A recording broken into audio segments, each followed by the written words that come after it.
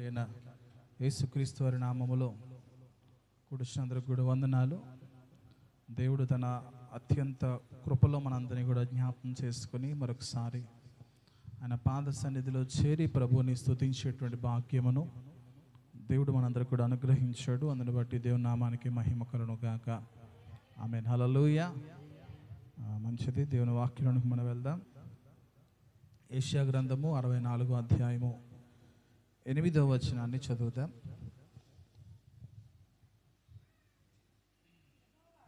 యెహోవా, నీవే మాకు తండ్రివి, మేము జిగటమన్ను, నీవు మాకు కుమ్మరివాడవు, మేమందరము నీ చేతి పని అయి ఉన్నాము. చాలండి, చిన్న ప్రార్థన చేసుకుందాం. తలలో వంచండి. పరిశుద్ధుడైన మా తండ్రి, సర్వాధికారమైన మా యేసయ్య, మీ ఘనమైన నామానికి వందనాలు, స్తోత్రాలు చెల్లిస్తున్నాం. ఇంతవరకు కీర్తన ద్వారా మీ నామాన్ని స్తుతించుకునే అవకాశాన్ని ఇచ్చారు. ఆయా పాటల్లో తోడుగా ఉన్నారు, ఆరాధనలో తోడుగా ఉన్నారు. చేయబడిన విజ్ఞాపన ప్రార్థనలు మీ పాదశాన్ని చేర్చుకున్నారు. స్తోత్రాలు తండ్రి. వాక్యానికి వెళ్తుండగా మాకు సహాయం చేయండి. మానవ స్వరమును, మానవుని ఆలోచనలు పూర్తిగా మరుగుపరిచి నీ దైవికమైన స్వరము చేత మాతో మాట్లాడి దర్శించి బలపరచమని, తోడై ఉండమని నజరుడైన యేసుక్రీస్తు వారి పరిశుద్ధ నామంలో ప్రార్థిస్తున్నాం తండ్రి. ఆమేన్. దేనికి స్తోత్రం. హల్లెలూయా. మరొకసారి మాట చదువుతాం చూడండి. యెహోవా, నీవే మాకు తండ్రివి, మేము జిగటమన్ను, నీవు మాకు కుమ్మరివాడవు, మేమందరము నీ చేతి పని అయి ఉన్నాము. దేనికి స్తోత్రం. దేవుడు మానవులను సృజించినటువంటి వాడు. ఏమండి, ఆ సృష్టిలో మొట్టమొదటి మనుషులైనటువంటి ఆదామును అవ్వను సృజించింది ఎవరు? దేవుడు. ఆయన తన స్వాస్థములతో మట్టితో తీసి ఆ రూపములు చేసిన తర్వాత వారి నాసికారంధ్రములలో దేవుడు జీవవాయువును ఉదగా నరుడు జీవాత్మ అయ్యను మాట రాయబడింది. దేనికి స్తోత్రం. అయితే ఆ తర్వాత తల్లిదండ్రుల వలన పిల్లలు కలుగుతూ వచ్చారు. అయితే గర్భఫలము యెహోవా ఇచ్చు బహుమానము అని లేఖనాలు తెలియపరచబడుతుంది. అంటే తల్లిదండ్రులు మనల్ని కనినా సరే అసలు ఈ భూమి మీద సృజించింది మనల్ని దేవుడు మాత్రమే. దేనికి స్తోత్రం కలుగునుగా. మన మీద పూర్తి బాధ్యత, పూర్తి అధికారము దేవాది దేవుడు కలిగి ఉన్నాడు. అయితే ఒక విషయాన్ని మనం గ్రహించాల్సింది ఏంటంటే, తండ్రిని మనం ఘనపరిచే వారంగా ఉండాలి, తండ్రిని మనం సంతోషపరిచే వారంగా ఉండాలి, తండ్రిని మనం ఆనందింపజేసే వారంగా. అంత మాత్రమే కాదు కానీ తండ్రి మనల్ని బట్టి ఆయన గర్వించేటట్లుగా మనం ఆయన కొరకు జీవించవలసిన వారమై ఉన్నాం. దానికి స్తోత్రాలు. ఈ భూమి మీద కూడా తండ్రులుగా పిలువబడుతున్న వారు ఉన్నారు. ఏమండి, పిల్లలను కనినటువంటి తల్లిదండ్రులలో తల్లి బాధ్యత ఎంత ఉంటుందో తండ్రి బాధ్యత కూడా అంతగానే ఉంటుంది. అయితే తండ్రిని చూసి పిల్లలు నడుచుకునేటువంటి విధానం కనబడుతూ ఉంటుంది ఎక్కువగా. తండ్రి జీవించే విధానము, తండ్రి మాట్లాడే విధానము, తండ్రి యొక్క ఆ ప్రవర్తన, తండ్రి యొక్క జీవన శైలి, ఇవన్నీ కూడా పిల్లల మీద ప్రభావితం చేస్తూ ఉంటాయి. కనుక దేవుని లేఖనాల్లో చూడగలిగితే తండ్రిని గురించి ఎక్కువగా ప్రస్తావించడం జరుగుతూ వచ్చింది. నూతన నిబంధన కాలంలో కూడా యేసుక్రీస్తు ప్రభు వారి లోకానికి వచ్చి తండ్రి లక్షణములను ఆయన చూపిస్తూ, ఆయన తండ్రి స్థానంలో ఉండి ఎలాంటి క్రియలు జరిగిస్తున్నాడో, తండ్రి స్థానంలో ఉండి ఎలాగున ఆయన తన పిల్లల ఎడల కార్యములు జరిగిస్తున్నాడో, వీటన్నిటిని కూడా యేసుక్రీస్తు ప్రభు వారు మాట్లాడుతూ వచ్చారు. దానికి స్తోత్రం కలుగునుగా. హల్లెలూయా. ఈ లోకంలో ఉన్నటువంటి తండ్రులుగాను, అలాగే పరలోకపు తండ్రి అయినటువంటి దేవునిగా యేసుక్రీస్తు ప్రభు వారు మనతో అనేక విషయాలు మాట్లాడుకుంటూ వచ్చారు. అయితే తండ్రికి ఉండవలసినటువంటి లక్షణాలను కొన్ని చూసుకుని, అటు తర్వాత పిల్లలు తండ్రుల ఎడల ఎలాంటి ప్రవర్తన కలిగి ఉండాలి అనే విషయాన్ని కూడా, ఆ బాధ్యతను కూడా మనం ధ్యానం చేసుకుందాం. దేవునికి స్తోత్రం కలుగును గాక. ఎఫెసీయులకు రాసిన పత్రిక 6వ అధ్యాయము, ఎఫెసీయులకు రాసిన పత్రిక 6వ అధ్యాయము 4వ వచనాన్ని చదువుతా. తండ్రులారా, మీ పిల్లలకు కోపము రేపక ప్రభువు యొక్క శిక్షలోను బోధలోను వారిని పెంచుడి. దేనికి స్తోత్రం. తండ్రులకు ఉండాల్సినటువంటి బాధ్యత ఏంటంటే పిల్లలకు ఏం చేయకూడదండి? కోపము. అదేంటండి తండ్రులకు పిల్లలు కోపం రాపడం ఏంటి? ఇదేంటి ఆలోచన? అంటే పిల్లలు తండ్రి మీద కోపపడతారని అర్థం కదా. మరి ఏ విషయాల్లో పిల్లలు తండ్రుల మీద కోపపడతారు? ఆలోచించాల్సిన విషయం. పిల్లలు ఎప్పుడు తండ్రి మీద కోపపడతారు? ఎప్పుడు పడతారండి? కొట్టిన వెంటనే తిరగబడి కొట్టడం. అంటే ఇప్పుడు ప్రస్తుతానికి ఏంటంటే ఇవన్నీ చాలా సరదాగా ఉన్నాయి. తండ్రి చిన్న పిల్లలు ఒక 4-5 సంవత్సరాలు అప్పుడప్పుడే మాటలు వచ్చిన పిల్లలు ఏం చేస్తారంటే, తండ్రి ఏమైనా తిట్టాడు అనుకోండి, వెంటనే తిట్టేటప్పటికి మురిసిపోతారు. లేకపోతే అమ్మ అంటది నాన్నని కొట్టు, నాన్న అంటాడు అమ్మని కొట్టు. ఇది కాదండి. అయితే ఇది కూడా ప్రమాదకరమే. పిల్లలు తల్లి మీద తండ్రి మీద గౌరవం కలిగి భయభక్తులు కలిగి ఉండాలని వాక్యం చెబుతుంది. తల్లిదండ్రులను సన్మానించాలి. ఏం చేయాలి? ఒక మాట నిర్గమాకాండంలో రాస్తున్న మాట చూస్తే, నీవు దీర్ఘాయుష్మంతుడు అగునట్లు నీ తల్లిని తండ్రిని సన్మానించు. అంటే తల్లిదండ్రులు నేర్పించే విధానంలోనే ఈ సన్మాన మార్గం కనబడుద్దు. కానీ పిల్లలు తమంతట తాము ఎలా నేర్చుకోగలుగుతారు? అసలు స్టార్టింగ్ స్కూల్ ఎక్కడ? పిల్లలకు స్కూల్ ఎక్కడ స్టార్ట్ అవుద్ది? అంగన్వాడియా? ఎక్కడమ్మా? తల్లిదండ్రులే ప్రధానమైన స్కూల్ అండి. వాడు మాట్లాడే తీరు, వాడు నడక, లేదా వాడి ఆలోచన, వాడు ప్రవర్తించే విధానం ఇవన్నీ మనం చూసినప్పుడు అచ్చ నాన్నలా చేస్తున్నాడు, అచ్చల అమ్మలా చేస్తున్నాడు, వాళ్ళ తాతలా చేస్తున్నాడు, వాళ్ళ మామ. అంటే ఇవన్నీ ఎక్కడొచ్చినాయి అంటే వాళ్ళు చూస్తూ ఉంటారండి. దేవుడు పిల్లలకి లేదా మనిషికి ఇచ్చినటువంటి జ్ఞానం ఏంటంటే నేర్చుకునే తత్వము బాల్యం నుంచి ప్రారంభించబడుతుంది. దేవునికి స్తోత్రం. ఎప్పటి నుంచి? బుర్ర ఎదగలేదంటారు చూసారా? ఒక చోట ఆగిపోదు, బుర్ర ఎదుగుతుందండి మనిషికి. చాలా త్వరగా నేర్చుకునేటువంటి వయసు ఎక్కడంటే నెలల నుంచే స్టార్ట్ అవుద్దండి. మనం ఎలా ప్రవర్తిస్తామో, మనం ఎలా మాట్లాడతామో, మనల్ని అనుసరించడానికి వీరు ప్రయత్నం చేస్తూ ఉంటారు. దేవునికి స్తోత్రం. హల్లెలూయా.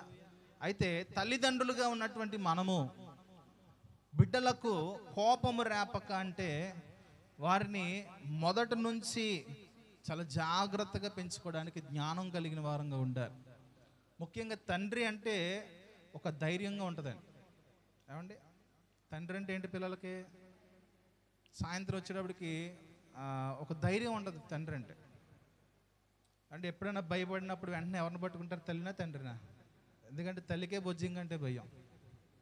సో ఎవరిని పట్టుకుంటుంది? తండ్రి. అంటే తండ్రి అంటే ఒక బాధ్యత. అప్పుడు దాకా ఎంత అల్లరి చిల్లరగా తిరిగినా సరే, పిల్లలు కలిగిన తర్వాత తండ్రి బాధ్యత కలిగి ప్రవర్తించడం ప్రారంభిస్తాడు. చెప్పాలంటే తన కొరకు ఏది కూడా వ్యయపరచుకోవడానికి కానీ వ్యర్థం చేసుకోవడానికి కానీ కనీసం తెలియనట్టు విషయం ఏంటంటే, తండ్రి స్థానంలో ఉన్నవారు బయట ఏది కూడా కొనుక్కు తినడానికి ఇష్టపడరండి. ఏది ఆలోచించినా ఫ్యామిలీ ప్యాక్. ఏం ఆలోచిస్తారు? తండ్రి ఎప్పుడు కూడా ఫ్యామిలీ ప్యాక్. ఎందుకంటే ఒకటి 100 రూపాయలు అనుకోండి, నలుగురు తింటే 200 వస్తుందని చెప్పి ఈ ఫ్యామిలీ ప్యాక్ ఆలోచిస్తూ ఉంటాడు. బాధ్యత కలిగి ప్రవర్తిస్తాడు. వీలైతే కష్టపడడానికి కూడా ప్రయత్నం చేస్తూ ఉంటాడు. దేవునికి స్తోత్రం కలుగునుగా. ఎందుకంటే తండ్రి స్థానంలోకి వచ్చిన తర్వాత ఒక బాధ్యత అనేది కనబడుతూ ఉంటుంది. తర్వాత తండ్రి అంటే ఒక భద్రత. పిల్లలు ఎప్పుడైనా చూడండి, నిద్రలో ఉన్నప్పుడు దెయ్యం కాలు వచ్చి అలిసిపోయి లేసి ఏడుస్తూ ఉంటారు. అంటే ఎప్పుడు ఆ ఏడుపు ఆపుతారంటే, పక్క నేనున్నాను భయపడక. ఏమంటారు? ఆ చిన్న వయసులో డానీకి 6 నెలల వయసులో ఏదో ఫస్ట్ టైం అనుకోండి కళ వచ్చింది. దగ్గరగా 3 4 లేచి ఏడుపు మొదలుపెట్టినాడు. మధ్యాహ్నం తెల్లవారుజామున 10 దాకా కూడా ఆపలేదు. ఒళ్ళు వేసుకుంటే ఆగేవాడు, అది కూడా నేనే ఒళ్ళు వేసుకోవాల్సి వచ్చేది. తర్వాత మరలా కింద పెట్టగానే మళ్ళీ ఏడుపు స్టార్ట్ అయ్యేది. మరలా ఒళ్ళు వేసుకుని ఆ రోజు ఏమైందంటే జాగారం అంటే ఇదేనేమో అనిపించింది. దేనికి స్తోత్రం. సరే ఏమన్నా నొప్పేమో బాధేమో అని చెప్పి వెంటనే 7-కి హాస్పిటల్ తీసుకెళ్ళేటప్పటికి డాక్టర్ గారు ఒకటి మాట నవ్వి ఏమన్నాడంటే, ఏం కాదు కళ వచ్చింది అన్నాడు. డాక్టర్ గారు మొహం చూసాక మా ఇంటికి వచ్చిన తర్వాత ఆటలు మొదలెట్టాడు. ఏమ్మా అంటే ఒక ధైర్యము లేదా ఒక భద్రత తండ్రి దగ్గర నుంచి ఉండేటట్లుగా తండ్రి కలిగింప చేయాలి. ఇప్పుడు దేవుణ్ణి మనం చూస్తూ ఉన్నాం. యేసుక్రీస్తు ప్రభు దగ్గరికి వచ్చేసరికి మనకు ఒక ధైర్యం కనబడుతుందండి, ఒక భద్రత. ఎందుకంటే నా దేవుడు నాకు, ఆయన ఇచ్చే మాటలు కూడా అలాగే ఉంటాయండి. ఆయన ఇచ్చే వాగ్దానం, నేను మీకు తోడై ఉన్నాను కనుక మీరు భయపడద్దు, ధైర్యంగా ఉండండి అనే మాటలు దేవుడి వాగ్దానం ద్వారా మళ్ళీ బలపరుస్తూ ఉంటాడు. దేనికి స్తోత్రం కలుగునుగా. హల్లెలూయా. ఇంకొకటి, తండ్రి అంటే ఒక త్యాగం అండి. తండ్రి అంటే ఏంటి అంటే ఈ లక్షణాలు తండ్రి కలిగి ఉండాలని చెప్తున్నా. కలిగి ఉంటారు, కలిగి ఉండాలని కూడా నేను చెప్తున్నా. తండ్రి అంటే ఒక త్యాగం. దేవుడు మానవాళిని సృజించాడు. సృజించిన తర్వాత సాతాను మోసగించి పాపములోనికి నెట్టివేసి వారిని దేవునికి దూరం చేసింది. అసలు తండ్రి ఎవరు? మనకి దేవుడే కదా. ఏమంటే తండ్రి ఎవరు? దేవుడే. ఇప్పుడు మనుషులు పాపములో పడిపోయిన తర్వాత తిరిగి వారు ఆ పాప స్థితి నుంచి బయటికి రావాలంటే ఆ మాటలన్నీ కూడా మనం చదువుకుంటున్నాం. ప్రవక్తులు వచ్చారు, భక్తులు వచ్చారు, దేవుని లేఖనాలు వచ్చినాయి, ధర్మశాస్త్రం వచ్చింది. అయితే ఏది కూడా మనిషిని తిరిగి దేవుని దగ్గరికి తీసుకురాలేకపోయింది. ఇప్పుడు దేవుని దగ్గరికి తీసుకురాలేకపోవడాన్ని బట్టి దేవుడే ఆయన తన సమస్త మహిమను విడిచిపెట్టి త్యాగముగా ఆయన ఈ లోకానికి నరావతారిగా రావాల్సి వచ్చింది. దేవునికి స్తోత్రం కలుగునుగా. హల్లెలూయా. నరావతారిగా రావడం మాత్రమే కాదు కానీ సర్వ మానవాళి పాపము తొలగించబడడానికి ఆయనే ఆ మనుషుల కొరకు త్యాగముగా బలిగా ఆయన మరణమును పొందుకున్నాడండి. దేవునికి స్తోత్రం కలుగునుగా. హల్లెలూయా. ఏమంటే ఎప్పుడైనా సరే మీ తండ్రులను అడగండి, పనికి వెళ్ళి వచ్చినప్పుడు, ఉద్యోగానికి వెళ్ళి వచ్చినప్పుడు అక్కడ ఏమైనా బాధ కలిగిందని ఎప్పుడైనా అడుగుతారు పిల్లలు కానీ వారి కానీ.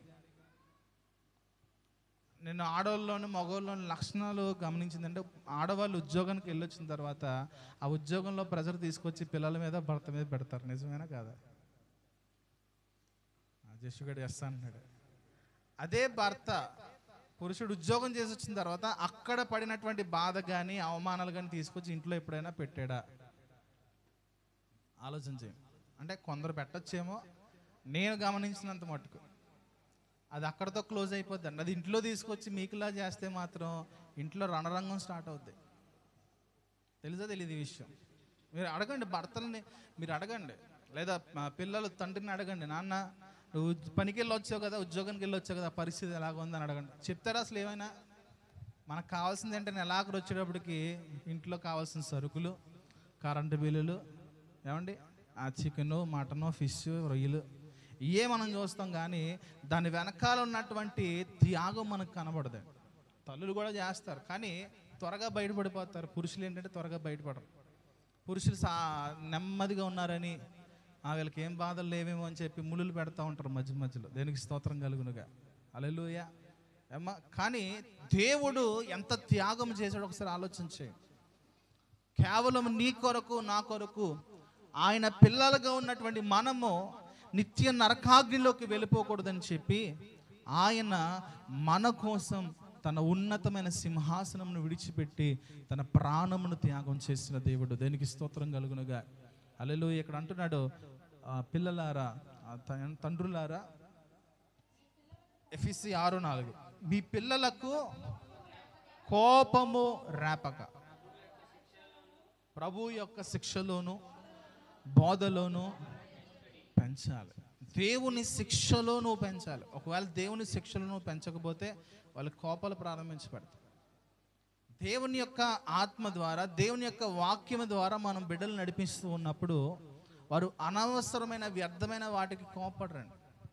చూడండి, చాలామంది నేను చూస్తూ ఉంటాను, పిల్లలు చాలా చిన్న వయసులోనే వాళ్ళకి కోపం వచ్చి టీవీలు పగలు కొడతారు, కోపం వచ్చి అయ్యి పగలు కొడతారు, గ్లాసులు పగలు కొడతారు, ఎన్ని పగలు కొడతారు. మనం అనుకుంటాం చిన్నపిల్లోడే కదా అనుకుంటాం. వాడు పెద్ద అయ్యాక ఏం చేస్తాడు? మీ ఇంట్లో ఎప్పుడైనా మీ పిల్లలు అయ్యి ఎసరు కొట్టడం చూసారండి?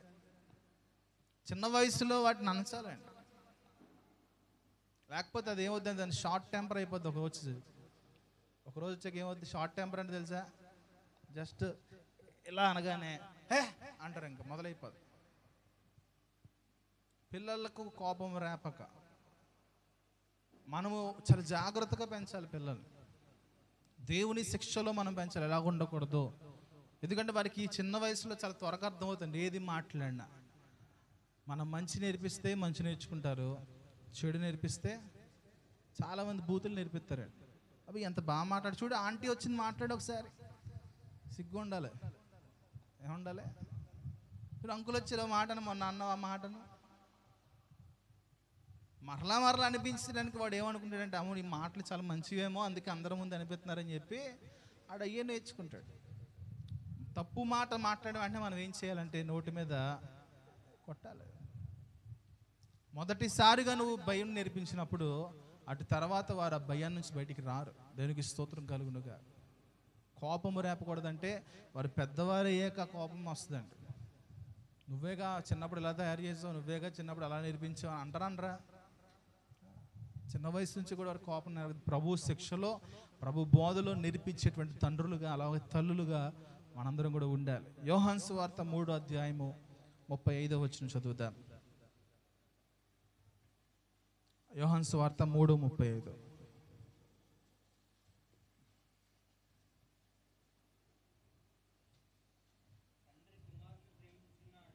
తండ్రి కుమారుణ్ణి ప్రేమించుచున్నాడు కనుక ఆయన చేతికి సమస్తము అప్పగించి ఉన్నాడు. దేవునికి స్తోత్రం. హల్లెలూయా. తండ్రి కుమారుణ్ణి ప్రేమించుచున్నాడు. ఈ మాట కావాలి. తండ్రి ఏం చేయాలంటే పిల్లల్ని ఏమండి, మరి తండ్రులు పిల్లల్ని ప్రేమిస్తున్నారంటే ఊ కొడతారు అంటారా ఏమ్మా? ప్రేమిస్తున్నా. మరి ప్రేమించినప్పుడు ప్రేమించే లక్షణాలు ఏంటి? ప్రేమించినప్పుడు ప్రేమకు కనబడేటువంటి లక్షణాలు ఏంటి ఆలోచన చేయాలి. ప్రేమించడం అంటే ప్రతిరోజు లేస్ ప్యాకెట్లు కొనడమా? ప్రేమించడం అంటే ప్రతిరోజు ఐస్ క్రీములు కొనడమా? ప్రేమించడం అంటే ఎంత అడిగితే అంత డబ్బులు ఇచ్చేయడమా? ప్రేమించడం అంటే మీ ఇష్టం వచ్చినట్టు తిరగండిరా, మీకు కావాల్సిన చోటుకి వెళ్ళండిరా అని చెప్పడమా? ఏమండి? కాదండి. ప్రేమించడం అంటే వారు నాశనంలోకి వెళ్ళకుండా వారి గురించి బాధ్యతగా ఆలోచించడం. దేనికి స్తోత్రం. హల్లెలూయా. ప్రేమ అంటే స్వేచ్ఛ కాదు. స్వేచ్ఛ అనుకుంటాం, కానీ ఆ స్వేచ్ఛలో భద్రత కూడా ఉండాలి కదా. మనం అనుకుంటే చాలామంది మిడిల్ క్లాస్ ఫ్యామిలీస్ ఎక్కువగా అనుకుంటారు, డబ్బు ఉన్న వాళ్ళు ఏం చేస్తారంటే వాడు 10th అవ్వగానే బండి కొనేస్తారు. అంటే ఏం చేస్తారు? మరి కొనే బండి ఏమన్నా లోనా బండో టీవీఎస్ ఎక్స్లో కొంటారా? అది మరలా 2,50,000 3 లక్షలు పెట్టుకుంటారు. ఈ మిడిల్ క్లాస్ ఫ్యామిలీ పిల్లలు అనుకుంటారు, మా నాన్నకు నా మీద ప్రేమ లేదు, ఆడు చూడు వాళ్ళ నాన్న చూడు ఎంత ప్రేమించాడో, 3 లక్షలు పెట్టి కొనేసాడు బండి. ఇంటర్ అవగానే కారు కొనేస్తారు. ఏం చేస్తారు? తిరగరా, నీ ఇష్టం, నీ ఫ్రెండ్స్ నేసుకు తిరుగు, బీరులు తాగుతావా, విస్కీలు తాగుతావా, అయి తాగుతావా, ఈ తాగుతావు, నీ ఇష్టం ఎలాగైనా తిరుగు అని చెప్పి ఒక క్రెడిట్ కార్డు ఆడి చేతిలో పడేస్తారు. ఏమండి? ప్రస్తుతం లోకంలో జరిగేది ఇదే. వాళ్ళు అనుకుంటారు, మా తండ్రి మా తల్లి నన్ను ఎంతగానో ప్రేమిస్తున్నారు. ఈ మిగతా పిల్లలు అనుకుంటారు, మా అమ్మ ఉంది, మా నాన్న ఉన్నాడు, ₹1 చేతిలో పెట్టరు అని అనుకుంటూ ఉంటారు. ఏమండి? కానీ తేడా ఉంది రెండింటికి. వాడు అదే పరిస్థితిలో చాలామంది చూడండి ఎగిరిపోతున్నారు. నువ్వు ఎగరట్లేదంటే అది నీ తల్లిదండ్రులు నిన్ను ప్రేమించిన విధానం బట్టే. అది దేనికి స్తోత్రం.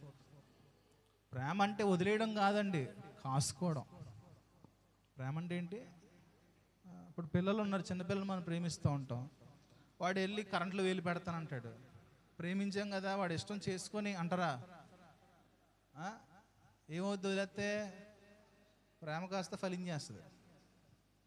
ఏమ్మా? అలా ఉండకూడదండి. పిల్లలు ప్రేమించడం అంటే వారి కొరకు ఒక చక్కని త్రోవలు వేయడము. ప్రేమించడం అంటే వారి కోసం బాధ్యత కలిగి ఆలోచించడము. దేవునికి స్తోత్రం. ప్రేమ అనేది పైకి కనబడేది కాదు, అది లోపల ఉంటుంది. అయితే దాని కార్యసిద్ధి వేరేగా కనబడుతుంది. దేవునికి స్తోత్రం. యేసుక్రీస్తు ప్రభు వారు మనల్ని ప్రేమించారు. ఏమంటే 3వ అధ్యాయం 16వ వచనం యోహాను సువార్తలో, దేవుడు లోకం ఎంతో ప్రేమించెను కాగా తన అద్వితీయ కుమారునిగా విశ్వాసం ఉంచువారు ప్రతి ఒక్కడు నశింపక నిత్య జీవం పొందినట్లు ఆయన అనుగ్రహించాడు. యేసుక్రీస్తు ప్రభు లోకానికి దేవుడు మనుషులను ప్రేమించాడు కాబట్టి ఈ లోకానికి వచ్చాడు. కానీ మనుషులు ఎవరిని గుర్తించారా? యేసు ప్రభు వారు ఎవరిని గుర్తించారా? ఆయన దూషించారు, ఆయన అవమానపరిచారు, హేళన చేశారు, ఉమ్ము వేశారు, పిడిగుద్దులు గుద్దారు.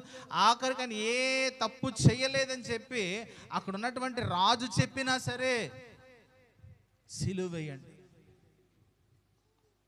కానీ దేవుడు అప్పటికీ మనుషులు ప్రేమిస్తున్నాడు కనుక ఆయన వచ్చిన కారణం అది కనుక. ప్రేమ అంటే పోనీ యేసుప్రభు వారు వచ్చి అక్కడ చాలామంది అనుకున్నారు, ఇదిగో మెస్సయ్య వచ్చాడు, యూజుల్ రాజు వచ్చాడు కాబట్టి ఇంకా మనకి రోమీల నుంచి విడుదల దొరుకుద్ది, ఇక మనకు రోమీల నుంచి విడుదల దొరుకుద్ది. యెషయా ప్రవక్తల ద్వారా ఇర్మీయా రాయించడం ఏంటంటే, ఇదిగో వారందరూ సంతోషించి ఉల్లసిస్తారు, అక్కడ ఏడుపులు ఉండవు, ఎక్కడో పరలోక రాజ్యంలో జరిగే విషయాల గురించి చెప్తుంటే వీరందరూ అనుకున్నారు, ఇదిగో నువ్వే మాకు రాజువు అంటే 5,000 మందికి రొట్టెలు చేపలు పెట్టేటప్పటికి ఇదిగో ఈయన పోషించేస్తున్నాడు, వాక్యం ఉంది కదా, స్వస్థపరుస్తున్నాడు, ఇదిగో ఆశ్చర్యకరుడు, ఆలోచనకర్త, అద్భుతాలు చేసేవాడు, ఈ మాటలన్నీ ఈయనలో నెరవేరుతున్నాయి కాబట్టి ఈయన మన యూదుల రాజుగా చేసుకుందామని ప్రారంభించారు. కానీ ఆయన అన్నాడు, నా రాజ్యం ఈ లోక సంబంధమైంది కాదు. దేనికి స్తోత్రం. ప్రేమను చూపించడానికి యేసుప్రభు లోకానికి వచ్చారు, కానీ ఆ ప్రేమను రుచి చూడలేకపోయింది ఈ లోకం. ప్రేమ అంటే ఏదో వాళ్ళు అడిగిందల్లా ఇవ్వడం కాదండి, వాళ్ళు కోరిందల్లా ఇవ్వడం ప్రేమ కాదు. అది ప్రేమ అని అనుకున్నావు అంటే నువ్వు మోసంలో ఉన్నావు జాగ్రత్త, వాళ్ళు మోసం చేస్తున్నావు జాగ్రత్త. ప్రేమ అంటే ఏంటంటే బాధ్యతతో సంబంధమైనది, అది త్యాగముకు సంబంధమైనది. అది దేవునికి స్తోత్రం కలుగును గాక. హల్లెలూయా. తండ్రి కుమారుని ప్రేమించారు, తండ్రి పిల్లలను ప్రేమించారు. ప్రేమించడం అంటే వారి యొక్క బాధ్యతను మోసేవారిగా, వారి భవిష్యత్తును గురించి ఆలోచించేవారిగా తండ్రి ఉండవలసి ఉంది. తర్వాత యోహాను సువార్తలోనే 5వ అధ్యాయం 19వ వచనము, కాబట్టి తండ్రి ఏది చేయుట కుమారుడు చూచునో అదే కానీ తనంతట తాను ఏదియు చేయనేరడు. ఆయన వేటిని చేయునో వాటిని కుమారుడును అలాగే చేయును. దేనికి స్తోత్రం. హల్లెలూయా. యేసుక్రీస్తు ప్రభువారు ఈ లోకానికి వచ్చి ఒక మాదిరిని చూపించాడు, అవునా కాదా? ఎలా ప్రార్థించాలో నేర్పించాడు, ఎలా ప్రేమించాలో నేర్పించాడు, ఎలా క్షమించాలో నేర్పించాడు, ఎలాగ ఇతరులను క్షమించాలో నేర్పించాడు, ఎలాగ ఇతరులతో ప్రవర్తించాలో నేర్పించాడు. ప్రతీది కూడా యేసుక్రీస్తు ప్రభు వారు ఒక మాదిరిని చూపించాడు. అంటే యేసు ప్రభు వారు ఒక మాట చెప్పింది ఏంటంటే, తండ్రి ఏదైతే చేస్తాడో కుమారుడు కూడా దాన్నే అనుసరిస్తాడు. ఇప్పుడు ఈ లోక సంబంధముగా ఉన్నటువంటి తండ్రులు ఎలా ప్రవర్తిస్తారో వారి బిడ్డలు కూడా అదే రకంగా ప్రవర్తిస్తానికి ప్రయత్నం చేస్తూ ఉంటారు, అవునా కాదా? తండ్రి బండి నడుపుతున్నాడు, పిల్లలు ఎదురు కూర్చుంటారంటే ఏం చేస్తారు? హ్యాండ్లు పట్టేసుకుంటారా లేదా? పట్టేసుకుంటారంటే ఏం చేస్తారు? బండి నువ్వు చేతి నాన్న నేను నడుపుతా, మా వాడు తీసేయమంటాడండి. అప్పుడే ఎదురు కూర్చుని ఫోన్లో కూర్చుని ఎదురు నడిపిద్దాం అనుకుంటే ఏం చేస్తారు? వీళ్ళు నువ్వు చేతి నేను నడిపేస్తా. పిల్లలు సరదా పడతారు. తండ్రి ఏం చేస్తున్నాడు, తండ్రి ఏమన్నా బరువైంది ఎత్తున్నాడు అనుకోండి, ఈడటే పోతే చేయబట్టేస్తాడు. పడతాడా పడ్డా అంటే తండ్రి చేస్తున్నాడు కదా, నేను కూడా చెయ్యాలి. పిల్లలు ఆడపిల్లలు తల్లి చేస్తుంది చేస్తారా? వదిలేస్తారు తల్లి మీదకి. తల్లి పని బట్టలు ఉతుకుతుంది అనుకోండి, నువ్వు ఉతికే నేను ఉతకనంటదా, వచ్చా చెయ్యేస్తుందా? అది మీ పిల్లల్ని అడగండి ఒకసారి. ఏం చేస్తారు చెప్పండి అమ్మా. నీళ్ళు పడుతుంటే వచ్చి నేను పడతానమ్మా మగ్గు పట్టుకుని వస్తారా? బట్టలు ఆరేస్తుంటే నేను ఆరేస్తానమ్మా అని చెప్పి వస్తారా? మొత్తం నువ్వే ఆరే అంటారా? 4 పనులు ఎక్స్ట్రా కల్పించేవారుగా ఉన్నారు మీ పిల్లలు, లేకపోతే మీ పనుల్లో షేరింగ్ చేసుకునేవారుగా ఉన్నారా? షేరింగ్ చేసుకుంటే దేవుడు మంచి బిడ్డలు మీకు ఇచ్చారు. ఇంకో 4 పనులు కల్పించాడంటే వారు సాతాను బిడ్డల్లో మారిపోతున్నారు. ఇప్పుడే మార్చుకోండి. దేవునికి స్తోత్రం అండి. మాదిరిగా ఉంటాడు తండ్రి, పిల్లలు దాన్ని అనుసరిస్తారంటాడు. ఈ లోకపు తండ్రులు కూడా మాదిరికరముగా ఉండాలి పిల్లలకు. తల్లిదండ్రులు కూడా బిడ్డలకు ఎలా ఉండాలంటే మాదిరికరంగా, ఆత్మ సంబంధమైన విషయాల్లో కూడా మాదిరిని మనం చూపించే వారంగా ఉండాలి. ఏమండి, మన ఈ లోకంలో జీవించే విధానంలో మనం మాదిరిని చూపించాలి. మనం అబద్ధాలు ఆడేమనుకోండి, పిల్లలకి ఏమొస్తాయి? నీకంటే 2 రెట్లు చేస్తారు వాళ్ళు. నీ హృదయంలో డంబపు మాటలు ఉన్నాయనుకో, నీకంటే 2 రెట్లు, నీకంటే ఎక్కువే కానీ తక్కువ చేయరు పిల్లలు ఎప్పుడు. నువ్వు ఒకటైతే వాళ్ళు 2 అవుతారు. ఏమండి, మనం మాట్లాడేవి బూతులు అనుకోండి, సూపర్, నీకు నరకలుపుతాడు. చాలా జాగ్రత్తగా ఉండాలండి. మాదిరి కలిగినటువంటి తల్లిదండ్రులుగా మనం ఉండాలి పిల్లల ఎదుట. యేసు ప్రభు వారు మాదిరిని చూపించడానికి లోకానికి వచ్చాడు. చూడండి, ఆయన జీవించిన విధానం, ఆయన స్వార్థ ప్రకటించిన విధానం అంతా చూస్తే అక్కడ ఉన్నవారు ఆశ్చర్యపోయారు ఆయన మాటలు. మనుషులు ఒకటి అనుకునేవారు, ఆయన ఒకటి చెప్పేవాడు. అంటే ఈ లోక సంబంధమైన విషయంలో యేసు ప్రభు వారు మాదిరి చూపించడం మాత్రమే కాదు, కానీ పరలోకములో ఎలాగున జీవించేటువంటి పరిస్థితి ఉంటుందో, అక్కడ ఎలాగ ఉంటుందో ఆయన ఈ లోకానికి వచ్చి ఆయన అన్నాడు, ఆ తండ్రి దగ్గర ఉన్నవాడు తప్ప మరి ఎవరు కూడా ఆయన రాజ్యాన్ని చూడలేదు అన్నాడు. ఆయన దగ్గర నుంచి వచ్చిన వాడే మీకు ఆ రాజ్యం గురించి చెప్తాడు. దేనికి స్తోత్రం, హల్లెలూయా. కనుక మాదిరి కలిగినటువంటి తండ్రులుగా లేదా మాదిరి కలిగినటువంటి తల్లిదండ్రులుగా మనం ఉండాలని దేవుని లేఖనాలు తెలియపరుస్తున్నాయి. ఆ తర్వాత కూడా చూసుకుందాం.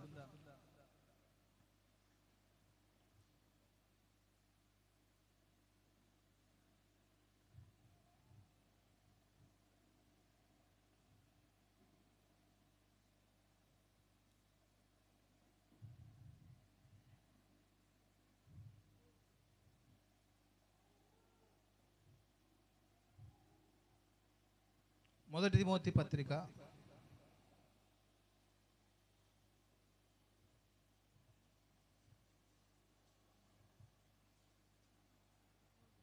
4వ అధ్యాయం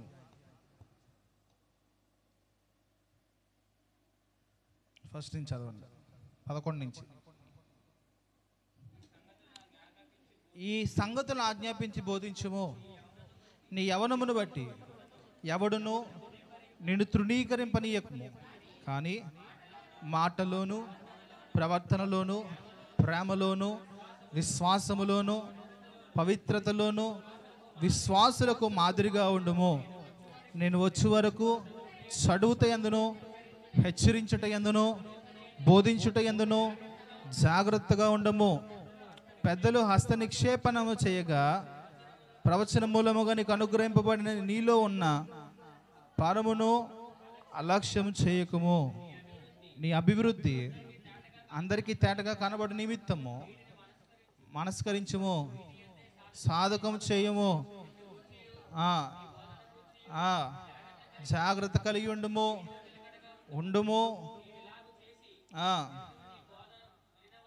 రక్షించుకుందు. దేవునికి స్తోత్రం కలుగునుగాక. అల్లెలూయా. ఇక్కడ మాట్లాడుతున్నాడు ఏంటంటే, మాటలోను ప్రవర్తనలోను ప్రేమలోను విశ్వాసములోను పవిత్రతలోను మాదిరిగా ఉండాలి. ఎలా ఉండాలి? ఎవరు మాదిరిగా ఉండాలి? పిల్లలా తండ్రులా? తల్లులు అక్కర్లేదా అండి? మాదిరికరమైనటువంటి పరిస్థితి చెప్తాం. కానీ పిల్లలు ఎదుగుతున్న పరిస్థితుల్లో ప్రతీది కూడా చూస్తారు, ప్రతీది కూడా వారు మనస్సును పెట్టుకుంటారు. ఇలాగున జరిగించుటకు వారు ఆలోచన చేస్తూ ఉంటారు. మీరు చూడండి, ఎప్పుడైనా మీరు ఒక పని చేసి పెట్టేసిన తర్వాత మీ పిల్లలు ఎదుగుతున్న పరిస్థితుల్లో మీరు చేసినట్లు చేయడానికి వారు అనుసరిస్తూ ఉంటారు లేదా ఏమండి? యవ్వన కాలం వచ్చాక మరి జాగ్రత్తగా ఉండాలి. ఒకవేళ తండ్రులు తాగుతున్నారనుకోండి, బిడ్డలు ఏం చేస్తారు? ఇది తాగడం మంచిదేనేమో, మా నాన్న తాగుతున్నాడు కదా, కాబట్టి నేను కూడా నా స్నేహితులతో సిగరెట్ కాల్చేవాడు అనుకోండి, మా నాన్న సిగరెట్ కాలుతున్నా మంచిదేనేమో, మా నాన్న చేసినట్టే మంచిదేగా, నాన్న చేస్తే మంచిదేనండి కదా, మంచిదేనా? చాలా మంచిది. అంటే ప్రతిదీ కూడా అనుసరిస్తూ ఉంటారండి. చాలా జాగ్రత్త కలిగిన వారు ఉంటారు. అందుకే చిన్న వయసు నుంచి కూడా మనం భయభక్తులు నేర్పాలి. బిడ్డలకి అసహ్యముగా మనం వారికి ఏ కార్యములు నేర్పించినా ఆ అసహ్యమైన కార్యములు వారు కూడా చేయడానికి పూనుకుంటారు. జాగ్రత్త. కనుక మనము ప్రవర్తన విషయంలో మాట విషయంలో ప్రేమలోను విశ్వాసంలోను ఆత్మ సంబంధమైనటువంటి మెలకువ కలిగి మనం జీవించినప్పుడు మనల్ని వాళ్ళు వెంబడిస్తారు. మనం ఆత్మీయ నడుస్తున్నాం అనుకోండి, పిల్లలు ఏం చేస్తారు? అమ్మ మనం వాక్యం చదువుతున్నాడు, బైబిల్ తీసాం అనుకోండి, వాళ్ళు సరదాగా చదవడం వచ్చినా రాకపోయినా వాళ్ళు కూడా ఏం చేస్తారు? చేస్తారు. దేవుని పాటలు పాడుకుంటే, సినిమా పాటలు పాడుకుంటే అన్నీ మాదిరే. ప్రార్థన చేసుకుంటే వాళ్ళు మోకరించి ప్రార్థన చేస్తారు. అంటే ఎక్కువగా రోడ్ల మీద తిరిగితే వాళ్ళు కూడా రోడ్ల మీద తిరగడానికి చూస్తూ ఉంటారు. అన్నీ దానికి మాదిరిగా ఉంటాయండి. కాబట్టి చాలా జాగ్రత్త కలిగి ఉండాలి. పిల్లలకు కొన్ని విషయాలు ఏంటంటే, ఆ దేవుడు తల్లిదండ్రులను సన్మానించమంటున్నాడు, తల్లిదండ్రులకు లోబడమంటున్నాడు, తల్లిదండ్రులను ప్రేమించమంటున్నాడు. కాబట్టి మరొక మాట చెప్తున్నాడు ఏంటంటే, నీ తండ్రి మాటను ఆలకించు, నీ తల్లికి నువ్వు సంతోషపెట్టు. ఈ మాటలన్నీ కూడా సామెతల గ్రంథంలో కనబడుతూ ఉంటాయి. మనం ఎప్పుడు తల్లిదండ్రులు సంతోషపెట్టగలుగుతాం పిల్లలు అంటే వారి మాట విన్నప్పుడు. కానీ తల్లిదండ్రులు ఏం కోరుకుంటారు? డబ్బులు కోరుకుంటారా, ఆస్తులు కోరుకుంటారా? ఏంటి? మాట అంటే చాలు. తల్లిదండ్రులు ఏదైతే మనతో మాట్లాడుతున్నారో, పిల్లలతో ఏదైతే మాట్లాడుతున్నారో వెంటనే ఆ మాట విని దాని ప్రకారంగా జీవించిన కంటే ఎక్కువ సంతోషం ఏది లేదు. దేవుడు కూడా అదే కోరుకుంటున్నాడు. అవునా కదా? దేవుడికి మనం ఇచ్చేటువంటి గౌరవం ఏంటి, మనం ఇచ్చేటువంటి ఘనత ఏంటి అంటే ఆయన మాట వింటాం. ఆ ద్వితీయోపదేశకాండ 28వ అధ్యాయం అంతా మనం చదివితే ఆ మాట మీరు శ్రద్ధగా విని ఎడల ఇది కింద ఉన్నటువంటి ఆశీర్వాదాలన్నీ మీకు రాయబడతాయి. చదవండి ఒకసారి, ఆ మాట చదివి ముగించుకుందాం. 28వ అధ్యాయం.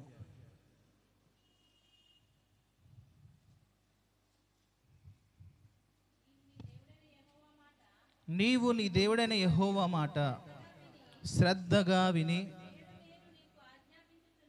నేడు నేను నీకు ఆజ్ఞాపించుచున్న ఆయన ఆజ్ఞలన్నిటినీ అనుసరించి నడుచుకుని ఎడలా నీ దేవుడైన యెహోవా ఏం చేస్తాడంటే ఆయన దేవుని మాట. ఇప్పుడు మనందరం పిల్లలమే. ఈ భూమి మీద తల్లులుగా తండ్రులుగా ఉండొచ్చు, కానీ మనకి తండ్రి ఒకడు ఉన్నాడు. ఎవరు? దేవుడు. నువ్వు ఆయనను సంతోషపరచడానికి మొదటిగా ప్రయత్నించు. నువ్వు ఎంత వయసులో పెద్దవాళ్ళమైనా మనం చిన్నవాళ్ళమైనా మొదటిగా మనకు తండ్రి యేసు ప్రభువారు అనే విషయం మనం జ్ఞాపకం చేసుకోవాలి.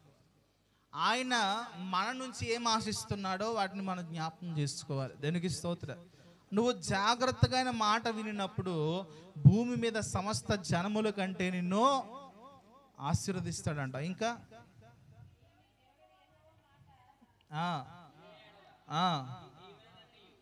ఈ దీవెనలన్నీ నీ మీదకు వచ్చి ప్రాప్తిస్తాయి. చూడండి, దేవుడు ఒక క్రమాన్ని పెట్టేశాడండి.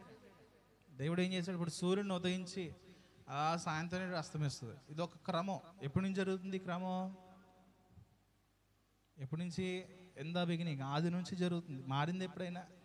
మారలేదా? ఒకసారి మారిందిగా. మా అమ్మ అంటారేంటి? దేవుడు ప్రతిదీ ఒక క్రమం పెట్టాడండి.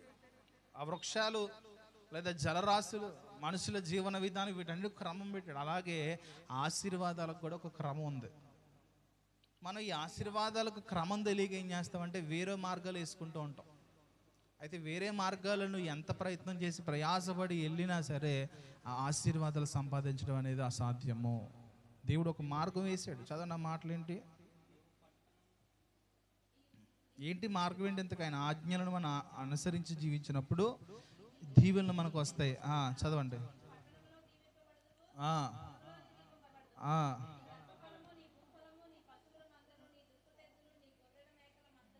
దీవించబడును,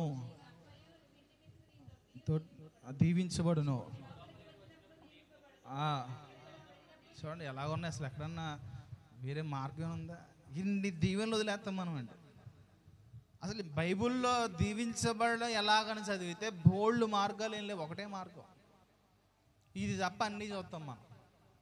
అంటే చాలామంది ట్యాగ్లు అంటే తమ్మునీలా ఆశీర్వాదాలు రావాలంటే ఎలా అని చెప్పి ఫోటో పెట్టి ఎలా నుంచున్నాడు అనుకోండి, ఓపెన్ చేస్తా మొత్తం సోదంతా చెప్తారు, కానీ అందులో ఏముండవు.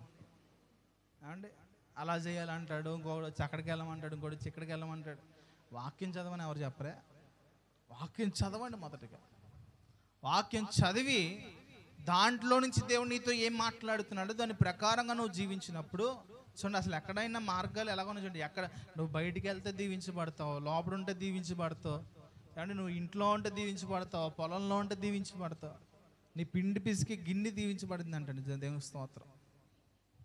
ఏమండి మన పిండి పిసికి అంటే మనం అన్నం వండే గిన్నెలు కూడా దీవించబడాలంటే ఎక్కడ కొనాలి? దీవెనకరమైన గిన్నెలు ఎక్కడ దొరుకుతాయి? కలవరి టెంపుల్లో దొరుకుతాయా? అక్కడ అన్నీ అమ్ముతున్నారు ప్రస్తుతానికి. ఎక్కడ దొరుకుతాయి? ఆ మాట వినేవంటే నీకు గిన్నె దీవించబడద్దు. ఆ రోజు సారేపతి విధవరాల దగ్గర ఏమీ లేవు, ఆ గిన్నెలో ఎంత పిండి ఉందంటండి. ఆ పిల్లోడు ఆమె తినేసి ఇంక సాయంత్రం చచ్చిపోదాం ఉన్నారంట. తొట్లో ఇంత నూనె ఉందంటండి. ఆ 2 అప్పాలు వేపుకోవడానికి సరిపోయి అంత నూనె ఉందంటండి. ఏమైందంటే ఏలియా ఏదైతే వచ్చి చెప్పాడో మాట విన్నది అంతే. అవునా? ఏలియా చెప్పిన మాట ఉంది, అమ్మ ఏమన్నాయంటే ఇవే ఉన్నాయి, నాకు అది ఇచ్చే అంది, నా దగ్గర ఇంకేం లేవు, తినేసి చచ్చిపోదాం, పొలలేరుకు వచ్చానంటే ముందు ఇచ్చి చూడు అన్నాడు ఆయన. దేవునికి స్తోత్రం. ఏ రోజుకి ఆ రోజు పొద్దునకి సాయంత్రానికి ఆ గిన్నె దీవించబడిందిగా ఉందంటండి. అంటే ముందు ఎక్కువగా ఉన్నాయనుకోండి పురుగులు పడతాయి కదా, పిండిలో పురుగులు పడతాయి పట్టవా? ఏ రోజు ఆ రోజు ఫ్రెష్గా ఆడించి పంపాడు ఆయన. దేవునికి స్తోత్రం. దేవుడు ఎలా పంపాడు? ఎవరు ఆడేవారు ఇంతకే? దేవదూతలండి.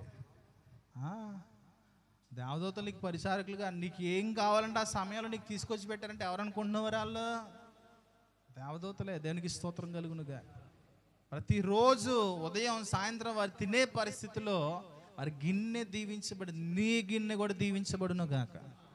ఎలాగంటే నువ్వు ఆయన మాట విన్నప్పుడు నీ ఉద్యోగాలు దీవించబడును గాక. ఎప్పుడు ఆయన మాట విన్నావు. నీ వ్యాపారాలు దీవించబడును గాక. ఎప్పుడు ఆయన మాట విన్నావు. నీ పొలాలు దీవించబడును గాక. ఎప్పుడు ఆయన మాట విన్నావు. దేనికి స్తోత్రం. చిన్న లాజిక్ అండి, పెద్ద పనేం కాదు. చిన్న లాజిక్. జస్ట్ నువ్వు ఆయన మాట విని చాలు. నువ్వు అడుగు పెట్టు ప్రతి స్థలమును ఆయన దీవిస్తాడు. అది ఎంత శాపకరమైన స్థలమైన నువ్వు దేవుడు నీకు తోడై ఉన్నాడు కనుక నువ్వు ఆయన మాట విన్నావు కాబట్టి ఆ స్థలాన్ని ఇస్సాకు విత్తనం వేస్తే 1000 రెట్లు 100 రెట్లు ఎలాగైతే ఆశీర్వదించబడిందో నువ్వు వేసిన విత్తనాన్ని 100 రెట్లు దేవుడుగా మార్చబోతున్నాడు ఆయన. దేనికి స్తోత్రం కలుగునుగా. తర్వాత చదువుదాం ఇంకా.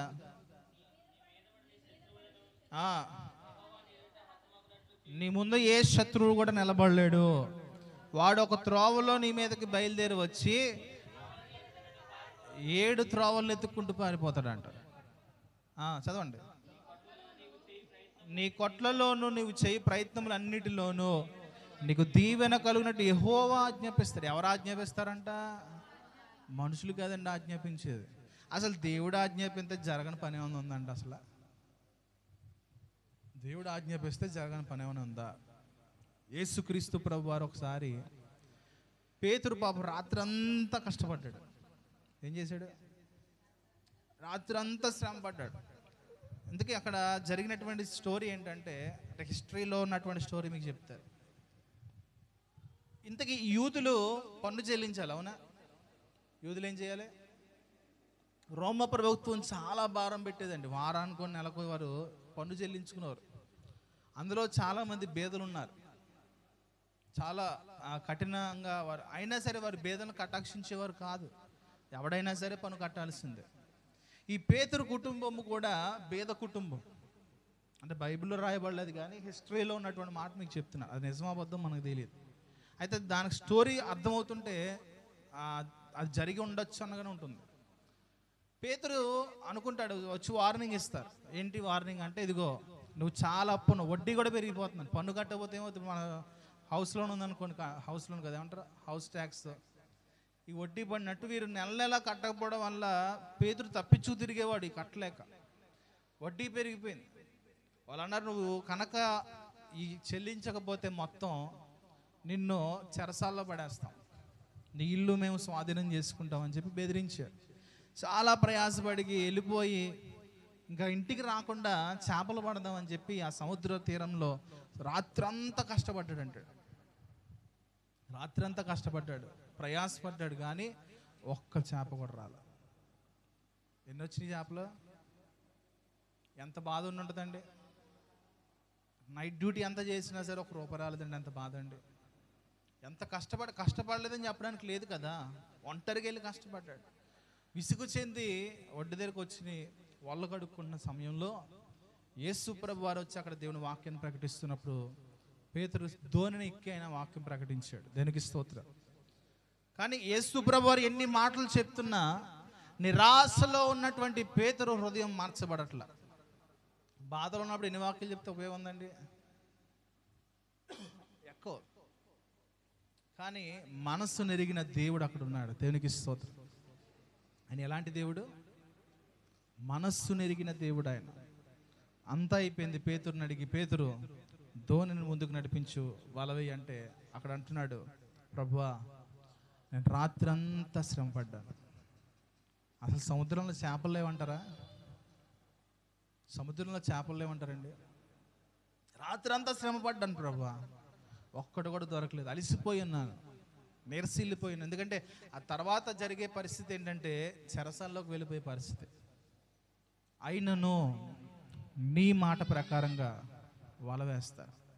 లోతుకు నడిపించాడు, వల వేసాడు, సాధారణంగా వేసాడు. ఎందుకంటే అన్నిసార్లు వేసేటప్పటికి విసుగులో ఎలాగేస్తాం, అన్నిసార్లు వల వేసే విధానాలు ఉంటాయండి, అది జాలలకు తెలుస్తుంది. అన్నిసార్లు వేసి రాత్రంతా వేసిన తర్వాత విసుగు చెందిన వాడు ఎలాగేస్తాడు, అదే ఆయన అన్నాడు కదా అని చెప్పి వేసాడు అంతే. లాగుతుంటే లాగలేనంత ఎప్పుడు కూడా ఎవడో పట్టలేదు అంటాడు అన్ని చేపలు. దేనికి స్తోత్రం. 2 దోణులు నిండా నిండి అంట. ఎన్ని దోణులు? అసలు వలలో 2 దోణులు నిండే చేపలు ఎలా పడతాయి? ఆ దోణి ఎంత ఉందో అంతే ఉంటుంది కదా వల కూడా. ఎలా వచ్చినాయి మరి? చూడండి ఎలాంటి ఆశీర్వాదం వచ్చిందంటే తన అప్పు తీరిపోయేంత ఆశీర్వాదం. దేవునికి స్తోత్రం. ఆయన మాట్లాడాడు కాబట్టి అవి ఎక్కడెక్కడో ఉన్న చేపలు ఏసై పిలుస్తున్నాడు, ఏసై పిలుస్తున్నాడు, ఏసై పిలుస్తున్నాడు చేపలన్నీ పీల్చుకుని వచ్చి పేతురు గారు వలలోకి చొచ్చుకుని వెళ్ళిపోయి అంటాడు, నేను వెళ్తా. ఎందుకు? దేవునికి స్తోత్రం. హల్లెలూయా. అలాంటి దీవెనలు నీ జీవితంలో రావాలంటే ఆయన మాట వినాలి. నీ పరిస్థితి విచారంగా ఉందా, ఎటు తోచని స్థితి నీకు కూడా అనిపిస్తుందా? భయపడాల్సిన అవసరం. ఎందుకంటే మనలను సృజించిన తండ్రి మనకున్నాడు, మనల కొరకు ప్రాణం పెట్టిన తండ్రి మనకున్నాడు. ఆయన ఎలా పోషించాలో ఆయనకు బాగా తెలుసు. దానికి స్తోత్రం. 100వ కీర్తన 3వ వచనం చదవండి ఒకసారి. ఇంటికి వెళ్ళాక చదవండి. 28వ వచనం, 28వ అధ్యాయం ద్వితీయోపదేశకాండం అంతా కూడా ఇంటికి వెళ్ళాక చదవండి. 100వ కీర్తన 3వ వచనం. యెహోవాయే దేవుడని తెలుసుకొనుడి, ఆయనే మనలను పుట్టించెను, మనము ఆయన వారము, మనము ఆయన ప్రజలము, ఆయన మేపు. దేవునికి స్తోత్రం కలుగును గాక. మన ఎవరి ప్రజలం? నువ్వు ఒప్పుకున్నా ఒప్పుకోకపోయినా మన మనుషులందరూ ఆయన సృజించినటువంటి పిల్లలమై ఉన్నాము. దేవునికి స్తోత్రం కలుగునుగా. హల్లెలూయా. మాట వినిన కుమారులు ఉన్నారు, మాట వినని కుమారులు ఉన్నారు.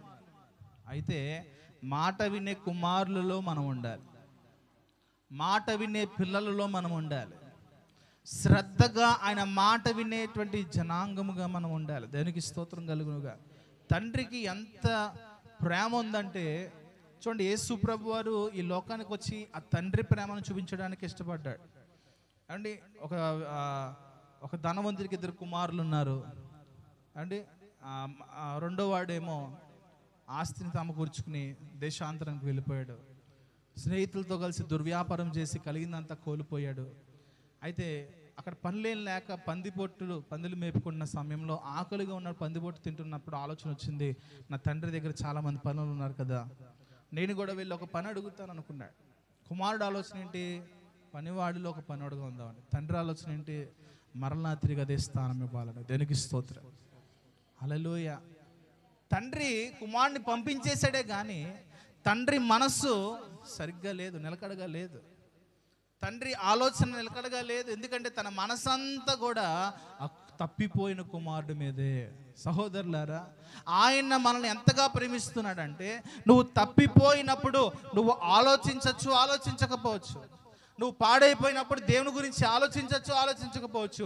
అయితే నువ్వు బాగుపడే వరకు కూడా ఆయన నిన్ను గురించి మనశ్శాంతి లేకుండా తిరుగులాడే దేవుడు ఆయన. దేవునికి స్తోత్రం కలుగునుగా.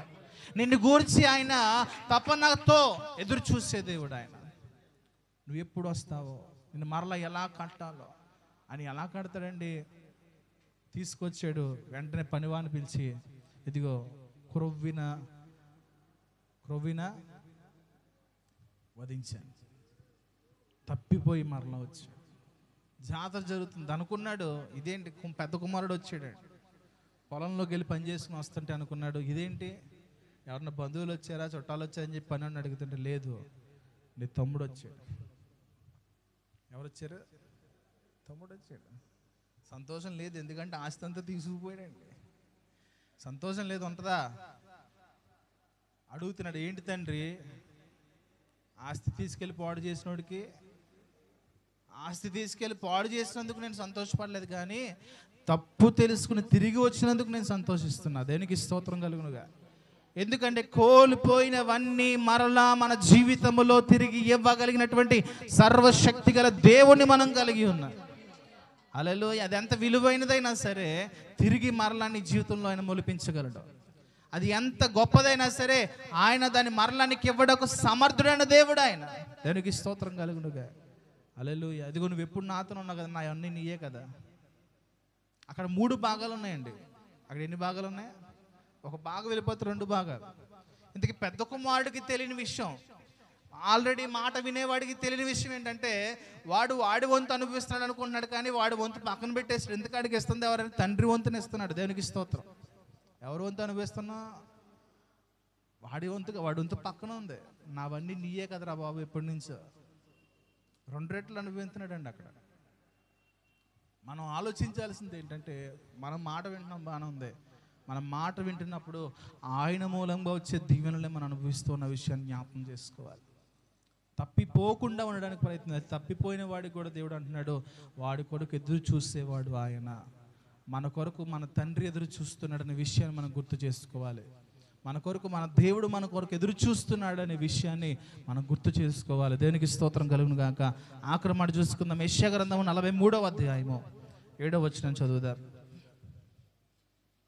యెషయా 43:7.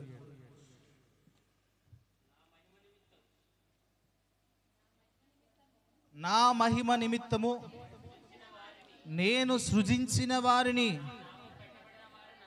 నా నామము పెట్టబడిన వారందరినీ తెప్పించుము. నేనే వారిని కలగజేసి తిని, వారిని పుట్టించిన వాడును నేనే. చప్పట్లు కొట్టి ప్రభు నా మహిమ పరిశుద్ధ. హల్లెలూయా. చూడండి ఏమన్నాడు? మనల్ని అంట ఆయన మహిమార్థముగా ఆయన నామము పెట్టి మనల్ని సృజించాడు. అర్థమవుతుందండి? మన పుట్టుకు కారణం ఉంది. మన జన్మకి ఎవరు మన గురించి తల్లి గర్భంలో మనం ఉండగానే ఆలోచించిన దేవుని మనం కలిగి ఉన్నాం. దేవునికి స్తోత్రం. హల్లెలూయా. అన్నాడు, నేనే వారిని కలగజేశాను. నేనే అండి. ఎంత గొప్పగా చెప్పుంటాడండి ఆయన. ఏమండి? వారిని పుట్టించిన వాడును నేనే. సహోదరులకు విషయం జ్ఞాపకం చేసుకోండి. నీకు నీ గురించి తెలియకపోవచ్చేమో, కానీ అసలు నువ్వు జన్మించుటకు కారణం ఏంటో దేవునికి తెలుసు. తల్లిదండ్రులు పిల్లలు పుట్టకముందు వాళ్ళు ఎవరో కూడా తెలియదండి. స్త్రీయో పురుషుడో తెలుసా? ఏమండి? వాళ్ళు ఏం చేద్దాం అనుకుంటున్నారు ఏమో తెలుసా? అయితే అన్న ఒకసారి చెప్పింది, ప్రభువా నువ్వు నాకు కుమారుని ఇస్తే నీ సేవకు ఇచ్చేస్తా. అందలేదండి. అంటే ఆ విశ్వాసంతో పలికింది అన్నమాట. ఏమని? కుమారుడు ఇస్తే. సో ఎవరు పుడతారో ఏం చేస్తాడో ఆవిడకి తెలిసింది. దేనికి స్తోత్రం. అవునా కదా? ప్రస్తుతం అవిశ్వాసులుగా ఉన్నవారికి, లోకంలో ఉన్నవారికి తెలియదు ఏం జరుగుతుంది. పిల్లలు తర్వాత ఏమవుతారో ఎవరికి తెలియదు. మరలా కొంతమందిని కారణ జన్ములుగా దేవుడు పుట్టించినప్పుడు వారి భవిష్యత్తు ఏం చేస్తారో చెప్పాడు దేవుడు. అవునా? దేవదూతలు పంపించి, గాబ్రియల్ని పంపించి జకరియా ఎలిజబెత్తో మాట్లాడి, ఇదిగో నువ్వు కుమారుని గంట. అతడు దేవుని స్వరముగా ఉండి అరణ్యములో ఒక శబ్దముగా ఉంటాడు అని చెప్పి దేవుని ప్రవక్తగా ముందుగానే మాట్లాడాడు. అలాగే సంసోను గురించి ముందుగానే చెప్పబడింది. యేసుక్రీస్తు గురించి ముందుగా చెప్పబడింది. అలాగే అనేకుల గురించి ముందుగా చెప్పబడింది. అంటే దేవుడు చూడండి, ప్రతి మనిషి గురించి కూడా ఒక ఆలోచన కలిగి ఉంచి ఆయన పుట్టించాడు.